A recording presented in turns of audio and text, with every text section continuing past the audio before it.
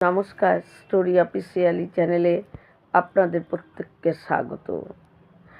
আমি আজকে ভক্ত রঘুনাথ তার যে সম্বন্ধে কিছু বলছি। তিনি ছিলেন জগন্নাথ প্রভুর পরম ভক্ত।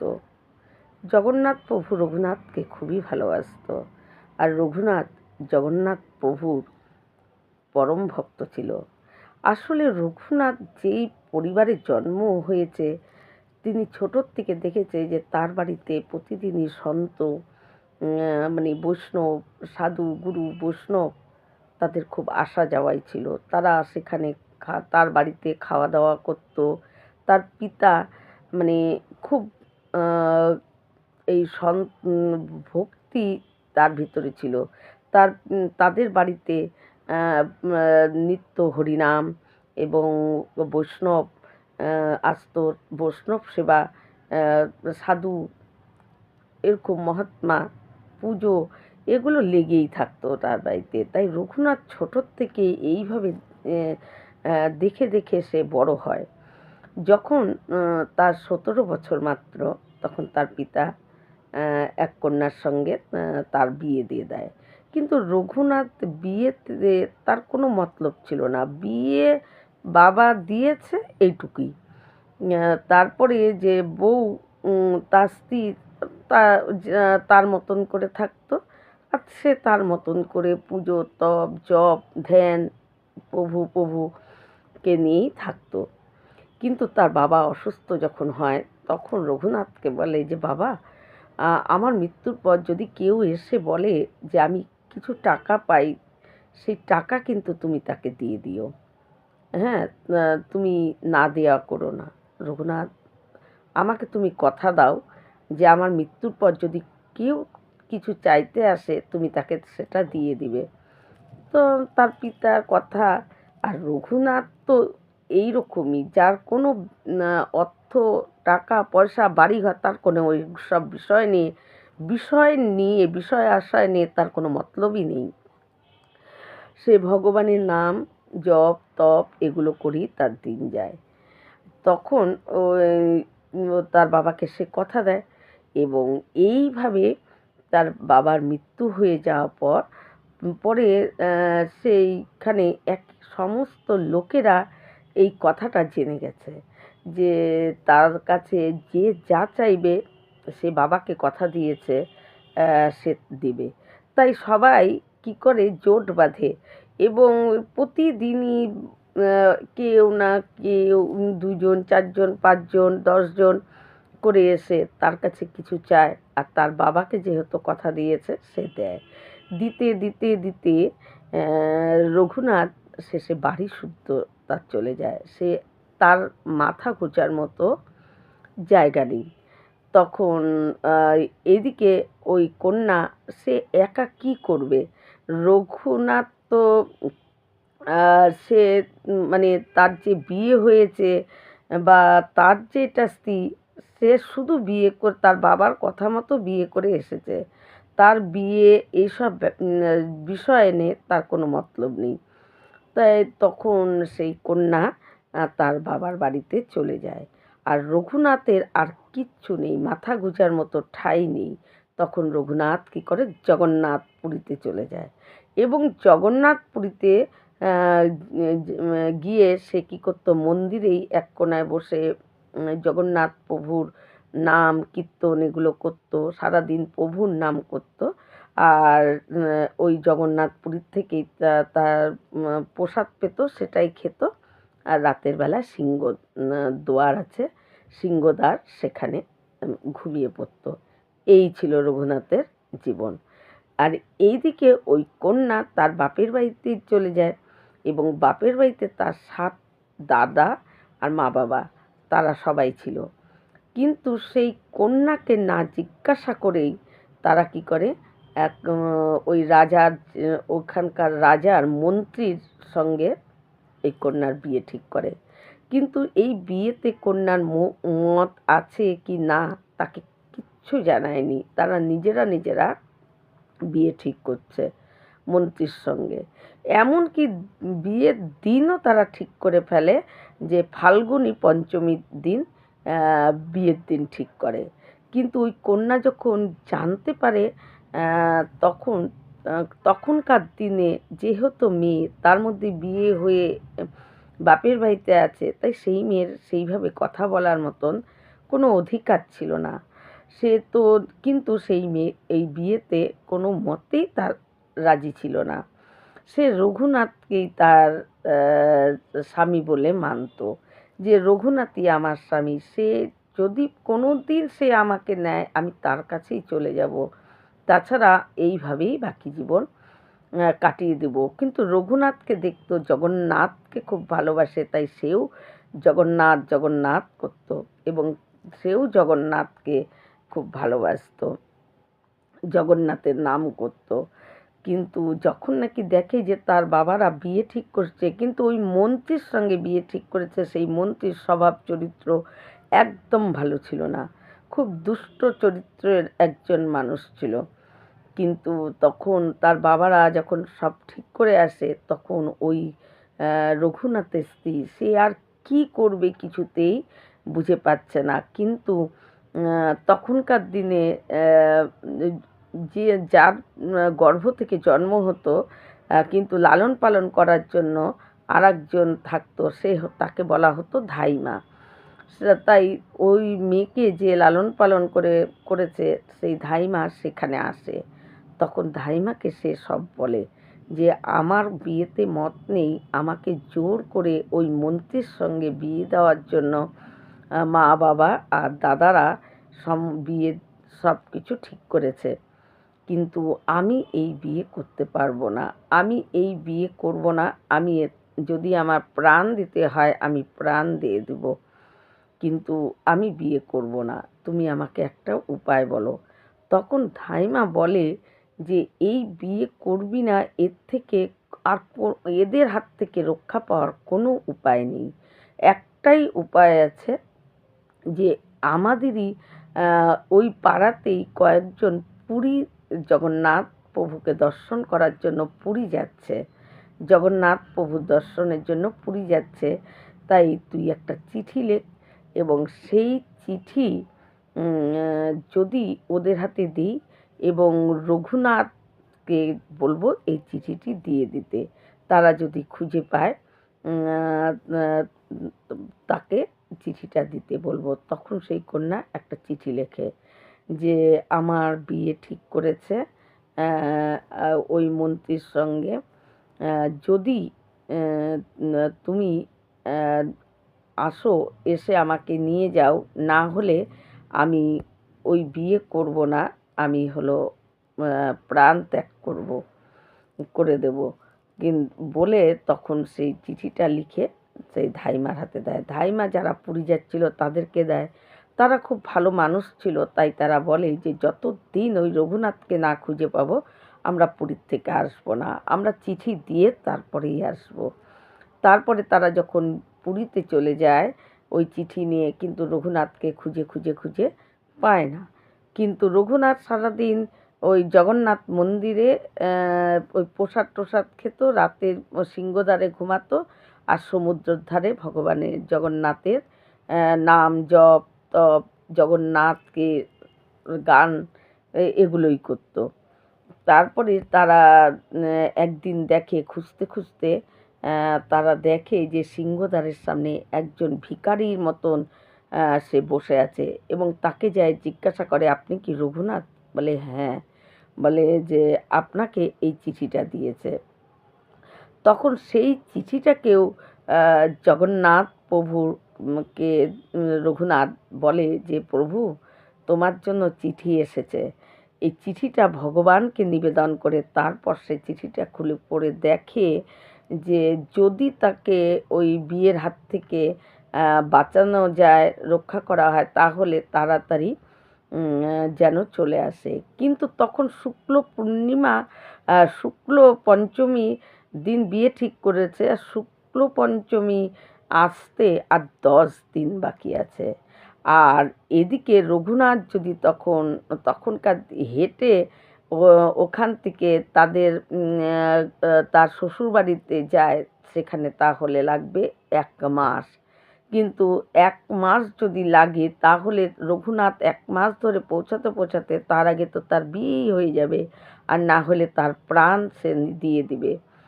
তাই রঘুনাথ সেটা একটু চিন্তা করতেই বলে, প্রভু তোমার ইচ্ছা, আমি কিছু জানি না। এই এখন এখান থেকে হেঁটে রওনা দিলে 1 মাস লাগবে, আর যদি তাছাড়া আর কোনো উপায় নেই। কিন্তু শুক্ল ফাল্গুন পঞ্চমীতে বিয়ের দিন, আর সে ফাল্গুন পঞ্চমী আসতে আর 10 দিন বাকি। তা 10 দিনের মধ্যে কিছুতেই পৌঁছানো সম্ভব না আমার শ্বশুরবাড়িতে। তাই জগন্নাথের উপর সে ছেড়ে দেয়। বলে রাতের বেলায় সে নিশ্চিন্ত হয়ে যে জগন্নাথ যেটা ভালো বুঝবে সেটাই করবে, আমি কেন চিন্তা করব বলে সে নিশ্চিন্তে ওই সিংহদ্বারের কাছে রাতে ঘুমিয়ে পড়ে। ঘুমের থেকে উঠে দেখে যাত্রী সে শ্বশুরবাড়ির সামনে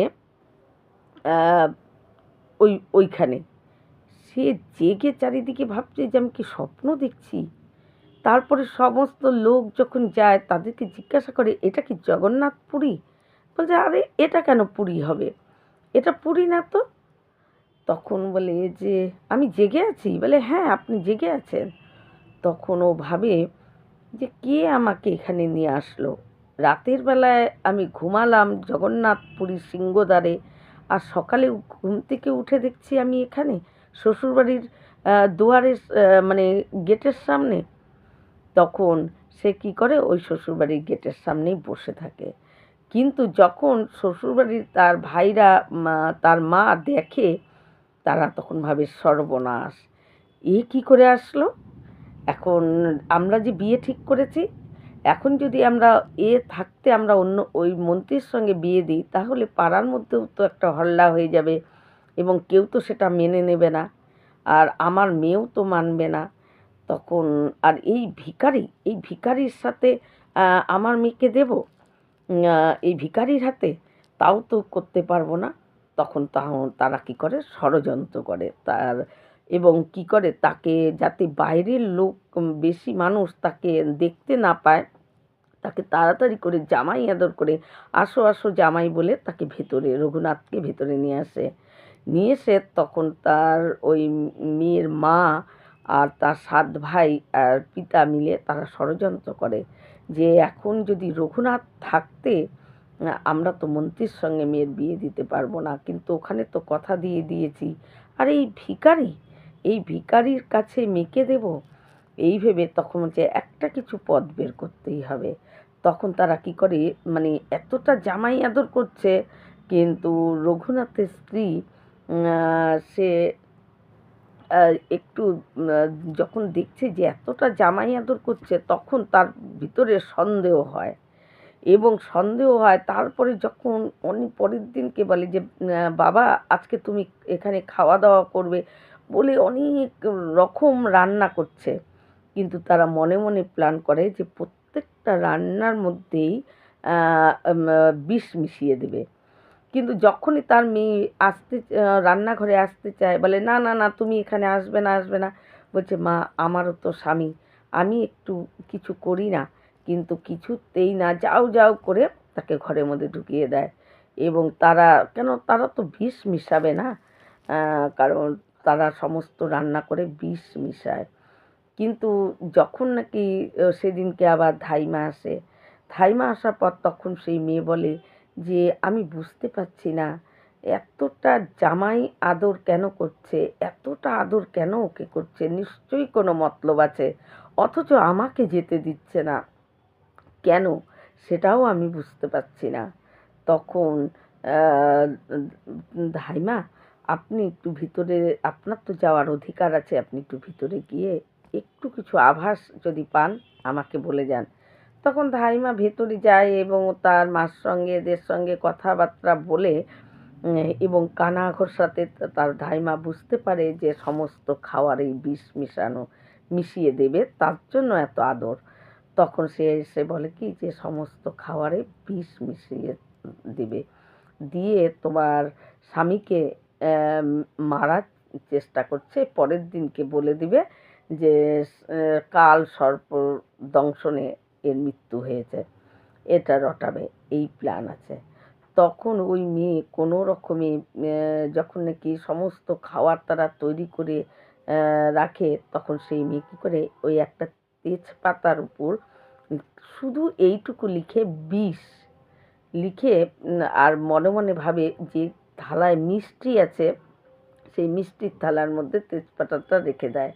আর জগন্নাথ প্রভুকে ডাকতে থাকে, হে প্রভু, এত রকম খাবার সাজানো আছে, আমি জানি রঘুনাথ খুব মিষ্টি ভালোবাসে, সমস্ত কিছুর খাবার দিলে সবার প্রথমে মিষ্টি সে খায়, তাই তুমি আজকে এই কৃপা করো সেই যেন আজকে মিষ্টির থালাটাই হাতে নেয়, সেটাই যেন প্রথমে খেতে যায়, তাহলে ওই তেজপাতার মধ্যে বিষ লেখা আছে সে যেন সেটা দেখতে পায়। জগন্নাথ প্রভুকে মানে ব্যাকুলভাবে আকুল হয়ে সে ডেকে যাচ্ছে যে হে জগন্নাথ, তুমি রক্ষা করো। তো তাকে কিন্তু বিষ খাওয়ানো হচ্ছে। তখন সেই মেয়ে যখন মিষ্টির মধ্যে তেজপাতার মধ্যে বিষ লেখে সে ঘরে চলে আসে এবং তার ঘরের বাইরের থেকে তালা দিয়ে দেয়। হ্যাঁ, তখন সে তাকে খেতে দেয়, কিন্তু প্রথমেই সে মিষ্টিটাই হাতে নেয়, দেখে তেজপাতার মধ্যে বিষ লেখা আছে।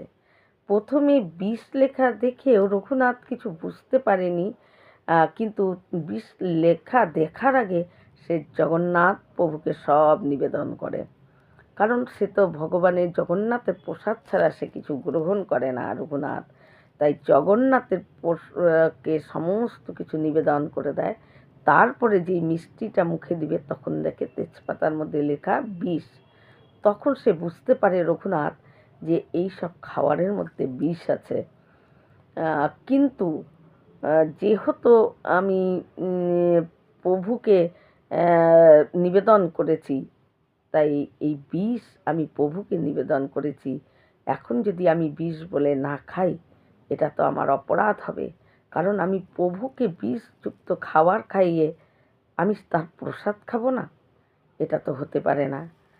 তখন এদিকে সেই মেয়ে যখন তার তালাবন্ধ খুলে দেয়, সে তখন দেখে যে না, সেই প্রথমেই সে মিষ্টির থালাটা নিয়েছে। তখন সেই মেয়ে খুব আনন্দে ঘরে ঢুকে যায় যে না, তার মানে সে আর খাবে না খাবার, এটা ভেবে সে ঘরে ঢুকে সে খুব মানে মনটা তার খুশি হয়ে যায় যে প্রথমে মিষ্টির থালাটা নিয়ে সে বিষ লেখাটা পড়তে পেরেছে।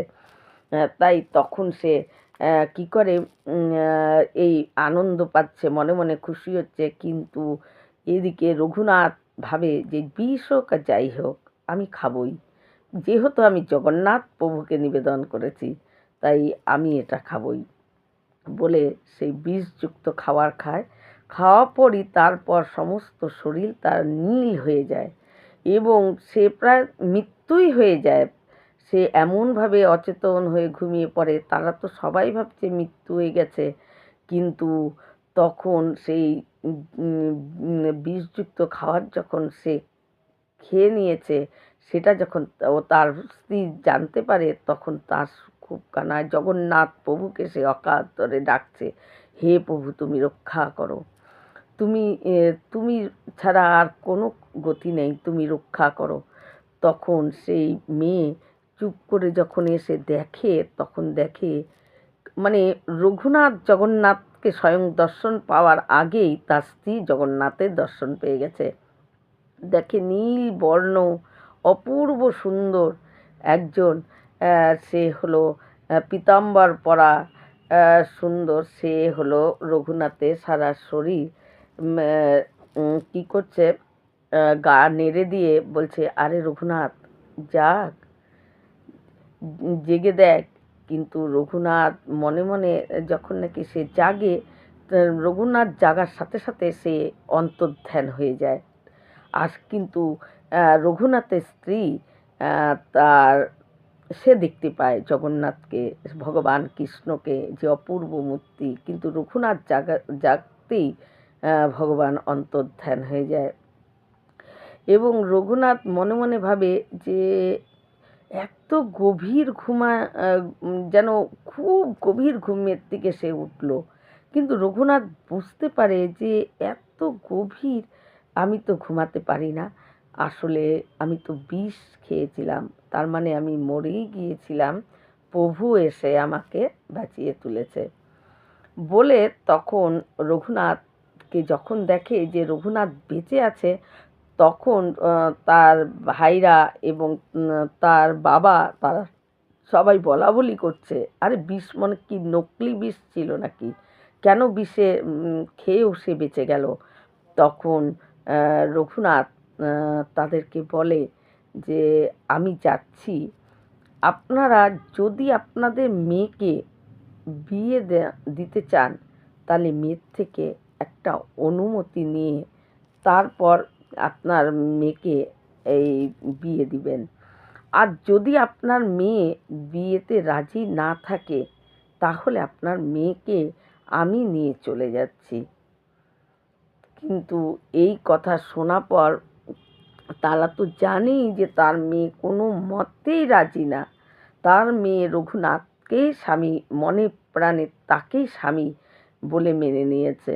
আর রঘুনাথ যেমনই হোক তাকেই সে স্বামী বলে মেনেছে এবং তার সঙ্গে যাওয়ার জন্যই তার মেয়ের ইচ্ছা। কিন্তু তারা তো সেটা জানেই। কিন্তু রঘুনাথ এই বলে যখন বাইরে বসে তখন রঘুনাথের স্ত্রীকে তারা বাইরের থেকে তালা দিয়ে রাখে এবং রঘুনাথের স্ত্রী যখন জোরে জোরে অনেক দরজা ধাক্কায় দেখে বাইরের থেকে আটকানো, সে অস্থির হয়ে যায়, জগন্নাথ জগন্নাথ বলে কাঁদতে কাঁদতে। কিন্তু তারপর তারা তার ওই তালা খুলে এবং ওই রঘুনাথের স্ত্রী তখন চিৎকার করে ওঠে। সেদিনকে যেন তার বাবা মা ভাইরা তার ভিতরে একটা অন্য রকম রূপ তারা দেখতে পায়, চিৎকার করে উঠে বলে যে আমি যদি চাই, আমি যদি সেই স্বরূপে আসি, আমি প্রত্যেককে ভস্ম করে দিতে পারি। আর তার চোখগুলো দিয়ে এমন ভাব হচ্ছিল, তারা ভয় পেয়ে যায় যে সত্যিই বোধহয় আমরা ভস্ম হয়ে যাব। এই বলে তখন সে বলে যে তুমি আমাকে না জিজ্ঞাসা করে আমার বিয়ে তোমরা ঠিক করেছো, তাকে বিষ খাইয়ে মারার চেষ্টা করছো, আমি এই মুহূর্তে চলে যাচ্ছি তার হাত ধরে। আর এদিকে রঘুনাথ বসে থাকে যে তার স্ত্রী কী করে, বলছে যদি তার মত থাকে তাকে বিয়ে করার আমার কোনো আপত্তি নেই, আপনারা আপনাদের মেয়েকে বিয়ে দিন। আর যদি তার মত না থাকে তাহলে সে যেন আমার কাছে চলে আসে, আমি তাকে নিয়ে চলে যাব জগন্নাথপুরীতে।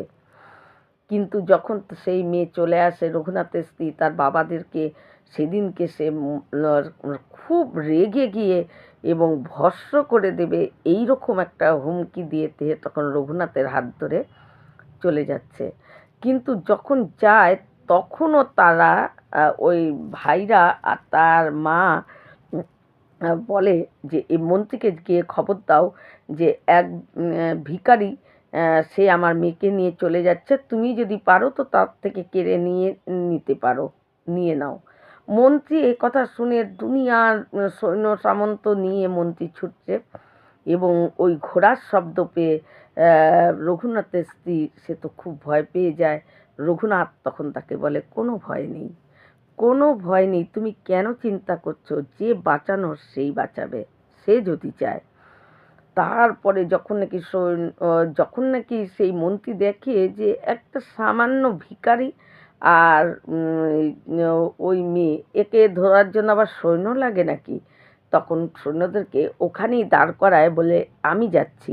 সে যখন আসে তখন আসতে নেয় তাদেরকে ধরার জন্য, দেখে প্রচুর ঘোড়া করে সব বড় বড় সৈন্য, মানে যুদ্ধর সমস্ত পোশাক পরে নারায়ণ সেনা সমস্ত যেন ওদেরকে কবচ কুণ্ডলের মধ্যে রেখে তারা ঘিরে রেখেছে।